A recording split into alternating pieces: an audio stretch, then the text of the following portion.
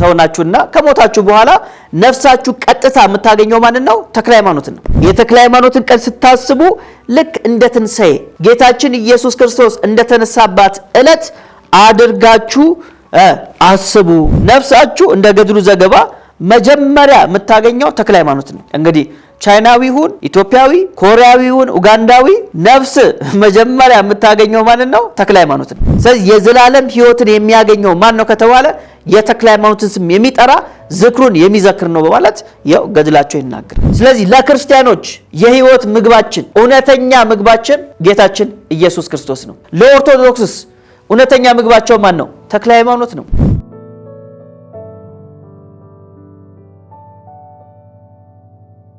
ከእግዚአብሔር ከአባታችን ከጌታም ከኢየሱስ ክርስቶስ ጸጋና ሰላም በያላችሁበት ይብዛላችሁ። ዛሬ እንግዲህ ህዳር 24 ነው የአቡነ ተክለ ሃይማኖት ክብረ በዓል በመላው የኢትዮጵያ ኦርቶዶክስ አብያተ ክርስቲያናት ዘንድ ይከበራል። ምንን በማሰብ ነው የሚያከብሩት ካላችሁኝ እንግዲህ ዛሬ ከ24ቱ ካህናተ ሰማይ ጋራ ተክለ ሃይማኖት 25ኛ በመሆን የሥላሴን መንበር እንዳጠኑ ታሪካቸው ስንክሳራቸው ይናገራል ያትታል። እንግዲህ በራእየ ዮሐንስ ምዕራፍ 4 ላይ እንደምናነበው 24ቱ ሽማግሌዎች እንዳሉ ከራእየ ዮሐንስ ምዕራፍ 4 ላይ መረዳት እንችላለን።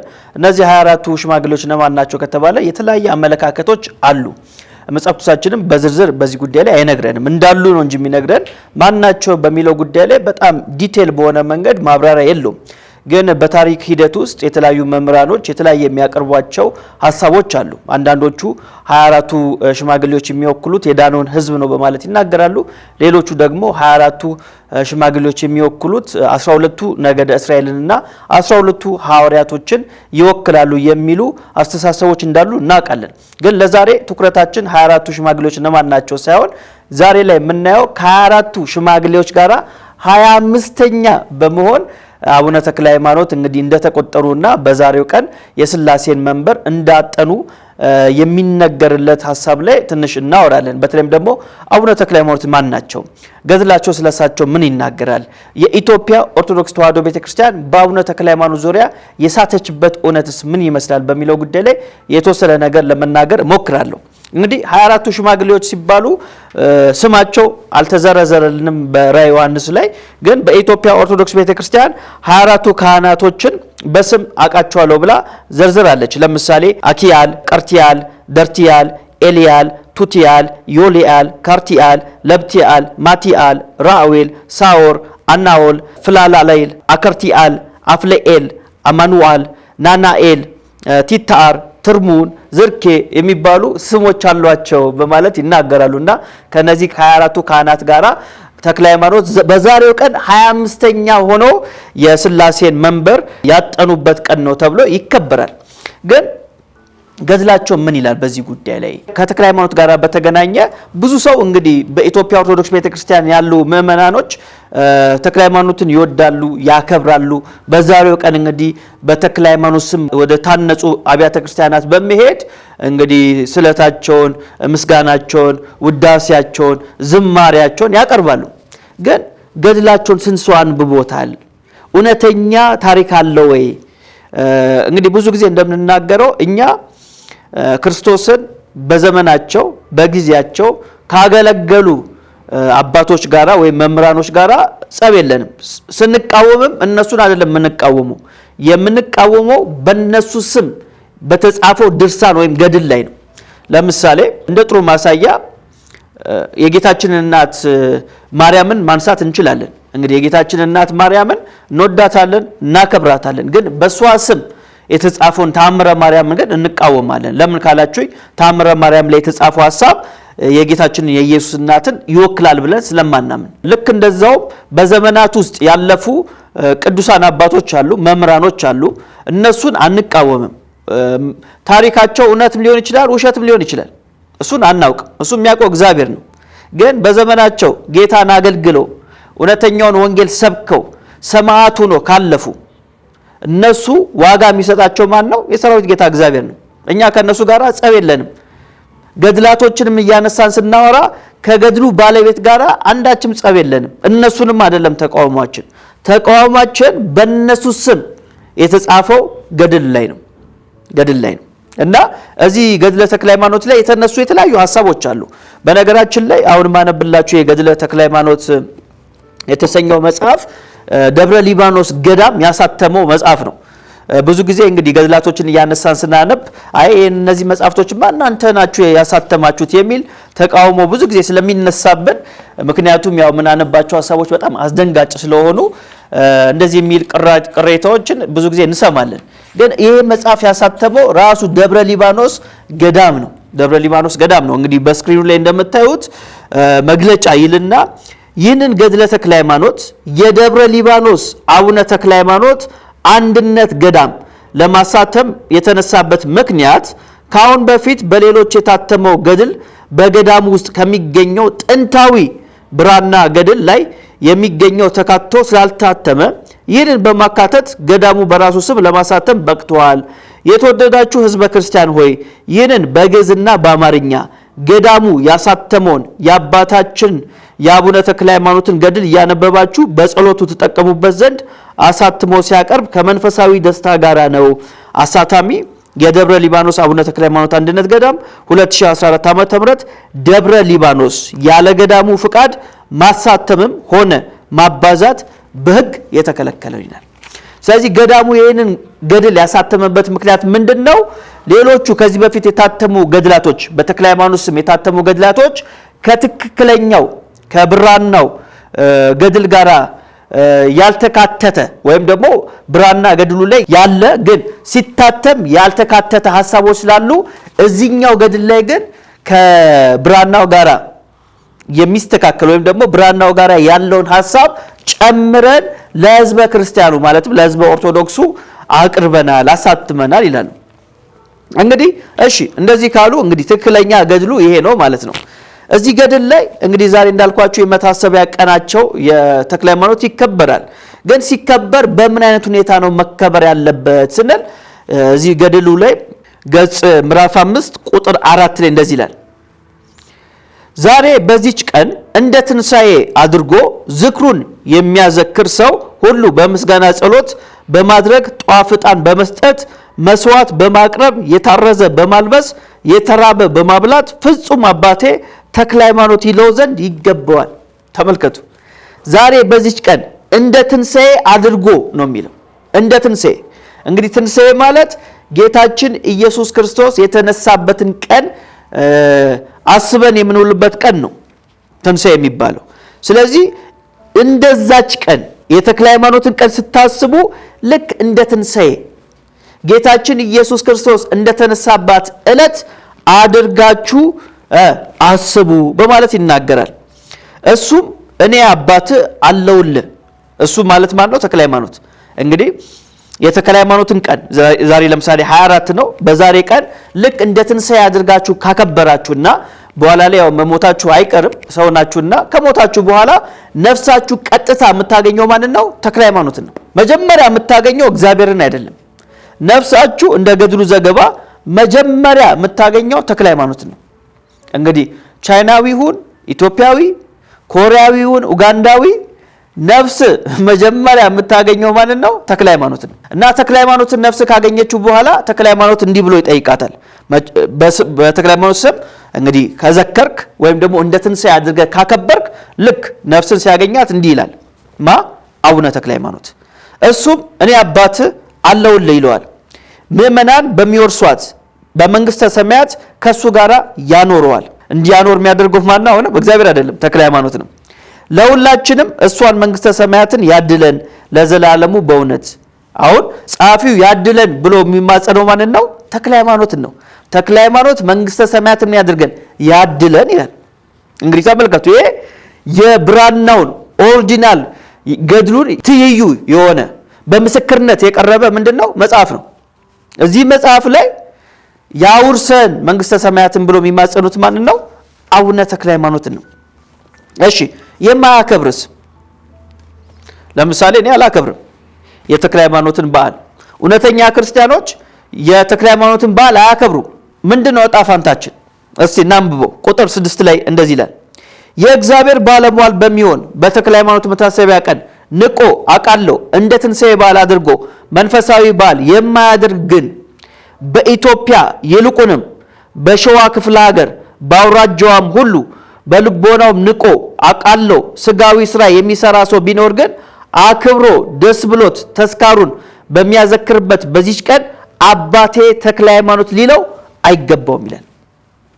እኔ እንዳልኳችሁ ጭራሽ ቀኑንም አላከብርም።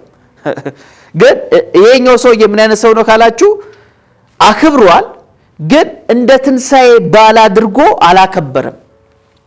እንግዲህ የሰውየው ኦርቶዶክሳዊ ነው፣ ግን መታሰቢያውን አድርጓል የተክለ ሃይማኖትን። ሲያደርግ ግን ልክ እንደ ትንሳኤ በዓል አድርጎ ስላላከበረ ተክለ ሃይማኖት ይመጣና እንደዚህ ይሏል። ቁጥር 7 ላይ እሱም እኔ አባት አለውልህ ሊለው አይችልም። አያችሁ አይደል? የቅድሙን እኔ አባት አለውልህ ይለዋል። ያውኑን ሰውዬ ግን ምን ይለዋል? እኔ አባት አለውልህ ሊለው አይችልም። ቃሌን አልጠበክም ዝክሬን አልዘከርክምና አላውቅህም ይለዋል እንጂ አባቴ የሚለው ዝክሩንም የሚዘክር ስሙንም የሚጠራ ግን ከሱ ጋራ የዘላለም ሕይወትን ያገኛል። ተመልከቱ ድፍረት። ቤተክርስቲያኒቷ ትመለስ ምንለው ከዚህ ተነስተን ነው። ምንድነው የሚለን? ቁጥር 8 ላይ አባቴ የሚለው ዝክሩንም የሚዘክር ስሙንም የሚጠራ ግን ከሱ ጋራ የዘላለም ሕይወትን ያገኛል።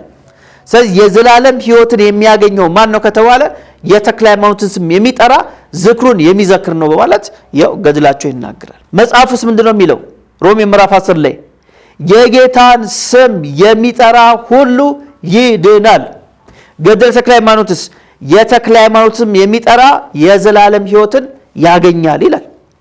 ከዛ ይቀጥላል ቁጥር 9 ዝክሩን ያልዘከረ ቃሉን ያልጠበቀ ከርስቱ ከመንግስተ ሰማያት የተለየ ይሆናል። ክርስቲያን ወይም ጻድቅ ሀጥም ቢሆን የሞቱ ሰዎችን ነፍስ ሁሉ በክብር ከክብር አባታችን ከተክለ ሃይማኖት ዘንድ ሳያደርሱ አያወስዷቸውምና። ስለዚህ ክርስቲያንም ሆንክ የሂንዱይዝም ተከታይ ኦርቶዶክስም ሆንክ ሙስሊምም ሆንክ ስትሞት መጀመሪያ የምታገኘው ማንን ነው? ተክለ ሃይማኖትን ነው። ስለዚህ ሰዎች ይህንን አስበው ፈርተው በቃ ስሞትማ ተክለ ሃይማኖትን ማገኝ ከሆነ መጀመሪያ በቃ የተክለ ሃይማኖትን ዝክር ላድርግ ብሎ እንዲያስቡ የሚያደርግ ኢ ክርስቲያናዊ የሆነ ገድል መሆኑን ልናሰምርበት ያስፈልጋል። እሺ ይህን ካልኩ ዘንዳ የኢትዮጵያ ኦርቶዶክስ ተዋሕዶ ቤተክርስቲያን አቡነ ተክለ ሃይማኖትን ምኔ ነው ብላ ነው የምትጠራው በሚለው ጉዳይ ላይ የተወሰነ ሐሳብ ላንብብላችሁ። ገጽ 8 ቁጥር 16 ላይ እንደዚህ ትለዋለች። ይህ አባታችን ለተበደሉት መማፀኛ ነውና። እንግዲህ ተመልከቱ፣ የኢትዮጵያ ኦርቶዶክስ ተዋሕዶ ቤተክርስቲያን ተክለ ሃይማኖትን ምን ብላ ነው የምትጠራው? ወይም ተክለ ሃይማኖት ምኔ ነው ብላ ነው የምትጠራው ከተባለ መማፀኛዬ ነው ትላለች። አንድ ሁለተኛስ አስተማሪያችን፣ ሶስተኛ መድኃኒታችን፣ አራተኛ አለኝታችን፣ ይቀጥላል ነፃ አድራጊያችን፣ የመንግስተ ሰማያት ፈላማችን፣ በታረዝን ጊዜ ልብሳችን፣ በተራብን ጊዜ እውነተኛ ምግባችን፣ በተጠማን ጊዜ የህይወት መጠጣችን፣ በደከመን ጊዜ ምርኩዛችን ትለዋለች። ይሄ በጣም ድፍረት ነው። እነዚህ ቃላቶች ሊውሉ የሚገባቸው ለጌታችን ለኢየሱስ ክርስቶስ ነው። መማፀኛችን ነው ትለዋለች። ማንን? ተክለ ሃይማኖትን። የኢትዮጵያ ኦርቶዶክስ ተዋሕዶ ቤተክርስቲያን። ከዛ ደግሞ ይመጡና አይ እኛ እኮ ከኢየሱስ ጋር እኩል አድርገን አናከብራቸውም ይሉናል። ቀልድ። ይኸው መጽሐፉ መማፀኛችን ተክለ ሃይማኖት ነው፣ አለኝታችን ተክለ ሃይማኖት ነው፣ የመንግስተ ሰማያት ፈለማችን ማለትም መያዣችን ተክለ ሃይማኖት ነው፣ በተራብን ጊዜ ምግባችን፣ በተጠማን ጊዜ መጠጣችን ተክለ ሃይማኖት ነው በማለት ቤተክርስቲያኒቷ ለተክለ ሃይማኖት የሰጠችውን ስፍራ ማየት እንችላለን። እውነት መጽሐፍ ቅዱሳችን እንደዚህ ያስተምራል? በፍጹም። እስቲ የተወሰኑትን በጣም መሰረታዊ የሆኑት ጉዳዮች ላይ ከመጽሐፍ ቅዱስ አንፃር እያየው ገድሉን ቴቄል እንመዝነው። ለምሳሌ ተክለ ሃይማኖት ነፃ አድራጊያችን ነው ብሎ ገድሉ ይናገራል። ወይም የኢትዮጵያ ኦርቶዶክስ ቤተክርስቲያን ነፃ አድራጊያችን ተክለ ሃይማኖት ነው ትላለች። መጽሐፍስ ምን ይናገራል ስንል የሉቃስ ወንጌል ምዕራፍ 4 ቁጥር 17 ላይ ጌታችን እንደዚህ ይላል፣ የነቢዩንም የኢሳይያስን መጽሐፍ በሰጡት ጊዜ መጽሐፉን በተረተረ ጊዜ የጌታ መንፈስ በእኔ ላይ ነው፣ ለድሆች ወንጌልን ሰብክ ዘንድ ቀብቶኛልና ለታሰሩትም መፈታትን። ተመልከቱ፣ ለታሰሩት ምን መፈታትን የሚናገረው ጌታችን የኢሳይያስን መጽሐፍ ያነብና አሁን የሰማችሁት ተፈጸመ ይላቸዋል። ስለዚህ ነፃ አውጫችን ማን ነው? ጌታችን ኢየሱስ ክርስቶስ ነው፣ ተክለ ሃይማኖት አይደለም። ምናልባት አቡነ ተክለ ሃይማኖት በነበሩበት ጊዜ በጦርነት እንደተሳተፉ ይታወቃል። ከዛ አንጻር ከሆነ የተነገረው ያስኬዳል። በዛ ጊዜ የነበሩት ሰዎች ጦርነት ተዋግቶ ነፃ አውጥቷቸው ከሆነ በሱ ያስኬዳል። ግን ነፃ አድራጊያችን ሲል ግን መጽሐፉ መንፈሳዊ አንድምታ ያለው ነው። እንደዛ ከሆነ ነፃ አድራጊያችን ማን ነው? ጌታችን ኢየሱስ ክርስቶስ ነው። አሁን ባነበብኩላችሁ ሉቃስ ወንጌል ምዕራፍ 4 ከቁጥር 17 ጀምሮ ራሱ ጌታችን ራሱን ከገለጠበት ነገር አንዱ ምንድነው? ለታሰሩትም መፈታትን የሚል ቃል ይጠቀማል። ይህን ሐሳብ እንግዲህ ሐዋርያው ጳውሎስም በገላትያ ምዕራፍ 5 ቁጥር 1 ላይ እንደዚህ ይላል፣ በነፃነት ልንኖር ክርስቶስ ነፃነትን አወጣን ይላል። ገላትያ ምዕራፍ 5 ቁጥር 1 ላይ በነፃነት ልንኖር ክርስቶስ ነፃነትን አወጣን በማለት ይናገራል። ስለዚህ ነፃ አድራጊያችን ነፃ አውጫችን ማን ነው? ጌታችን ኢየሱስ ክርስቶስ ነው። ከጨለማው ከኃጢአት እስራት ከባርነት ከሞት ነፃ ያወጣን ጌታችን ኢየሱስ ክርስቶስ ብቻ ነው። ሌላውስ